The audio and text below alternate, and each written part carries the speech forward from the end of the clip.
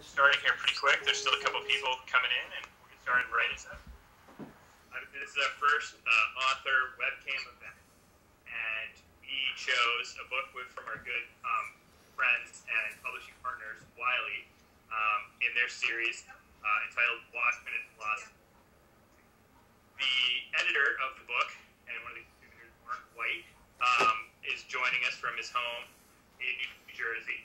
I remember buying the comics off the spinner rack at the local 5 and Dime, but luckily I can still remember that. And this was also the days back when soda or pop or whatever you want to call it came in the long neck 16-ounce glass bottles, and you'd get them 8 to a pack.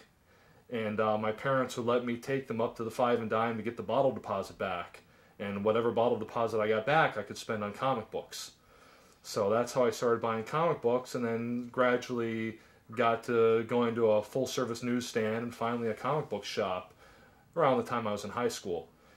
And it was at that time that Watchmen came out. I was in the middle of, or starting high school, and Watchmen came out. The theme of the book really is about power and how power can be misused, and how we have to really, when we grant people power, whether they be superheroes or they be elected officials, we still have to watch over them. So that's kind of the overarching theme of the book, the phrase, who watches the watchman, that pops up throughout the book. That's really sort of the overall theme of the book. So there's a whole section of chapters about that, is what do watchmen imply about the power of the state, and have they usurped the power of the state? We had similar chapters in Batman, in fact, claiming that, is Batman necessary because the government in Gotham City has failed?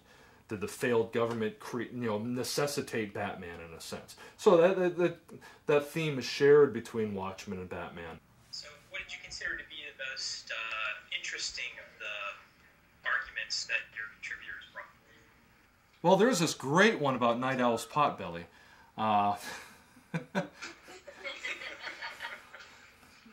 No, I thought the chapter we have on it's almost the focal chapter by Rob Loftus on kind of Ozymandias's utilitarianism. He went into it in much more depth than I expected anybody to. I mean, to be honest, I'd actually thought of that was the chapter I planned on writing. A lot of the essays in these books, and remember what the purpose of these books is not so much to analyze the pop culture material as to use the pop culture material to introduce basic concepts of philosophy. This is the book here. I assume they have lots of them in the store there. Let's try not to get the glare on poor Rorschach's face.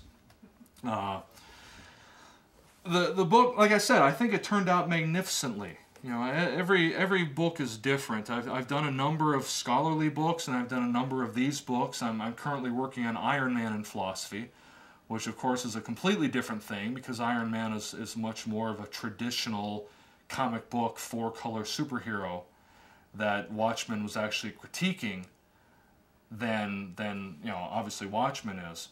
Well, there's no further questions. Mark, thank you very much. Oh, thank you. For taking the time to electronically come here.